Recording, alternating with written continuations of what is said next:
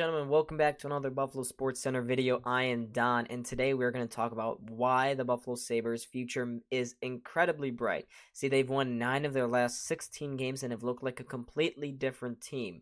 And today we're going to talk about why they've been playing so much better and what this could mean for the future of this formerly dead franchise. But before we get to that, make sure to hit that like button and subscribe. Now let's move on to the video. So the first reason why the Buffalo Sabres have seen a lot of success recently is because of their youthful players. I'm talking about guys like Victor Olofsson, Rasmus Dahlin, Alex Tuch, Casey Mittelstadt, Tage Thompson, and there's a couple of others that Dylan Cousins, even him too. All of them have been excellent over the last month. Tage Thompson has just hit 30 goals this season. He's been great. Dylan Cousins, his physicality that he's brought to the team has been awesome too, along with Rasmus Dahlin, who I think we're finally seeing his breakout season from him, but that's a topic for another time. He's been great this season. All of those players have above 40 points, except for Cousins. He does not have above 40 points. He's at 37, I believe, at the time of this recording. Peyton Krebs, he was acquired in the Jack Eichel trade. He's been very good for the Sabres on their second line with Dylan Cousins. Alex Tuch has formed an elite first line with him, Jeff Skinner, and Tage Thompson. All three of those guys have been amazing. Victor Olofsson has been phenomenal on the power play and on 5-on-5 too. We didn't really see too much of Olofsson early and towards the middle of the season, but in this last part of the season, he has turned it up a notch. And one guy whose picture is not up on the screen is Mattias Samuelsson. He was called up, the 23-year-old defenseman from Rochester, and he has been great as a very stabilizing defensive defenseman on the Sabres' second pairing. He's been great too. All of those guys have made for an entertaining and gritty Sabres team over the last month or so. It's been fun. Another reason why the Sabres have been successful over the last month is because they've seen not just their youthful guys step up, but their veterans as well. I'm talking about guys like Craig Anderson, Jeff Skinner, Zemgus Girgensons, now that he's back from injury, and Kyle Okposo. But I want to highlight 3 of those guys. Let's start out with the veteran netminder Craig Anderson.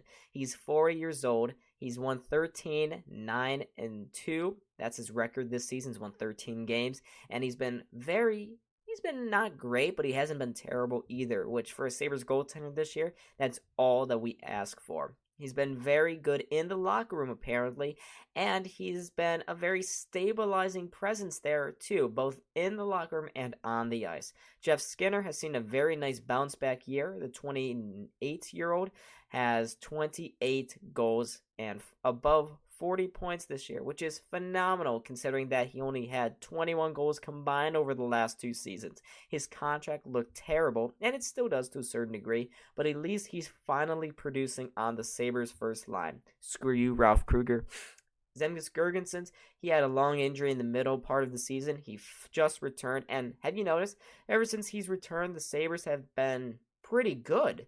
Not just pretty good, they've been one of the best teams in the NHL. He's a very good guy along with Kyle Okposo on that 4th line. And speaking about Kyle Okposo, the man has 18 goals this year. Now, did anybody in their preseason expectations predict that Kyle Okposo would have 18 goals? I certainly did, and I don't think you did either. But he has, and he's reinvented his own game. We've seen a more physical side, and we've seen, hopefully, a player that's moved on beyond some of his pretty bad concussions. But the Sabres veterans have been another big part of the Sabres' recent success. Now, we can just talk about why the players have been driving the Sabres' success this past month, but that would be not correct because while the players are on the ice actually executing the plays, guess who's drawing them up? Yes, the Sabres coaching staff. We had to give them their fair share of credit. Don Granato, head coach, in his first season without the interim tag, has been pretty good. It appears that he is doing a nice job of developing the youth on the roster, given that as the season has continued on, we've seen a lot more growth with this team and this core. That's what's important here. Don Granato was hired over Bruce Boudreau because They weren't sure, I'm talking about they and the owners, they weren't sure if Bruce Boudreau could adequately develop youth players.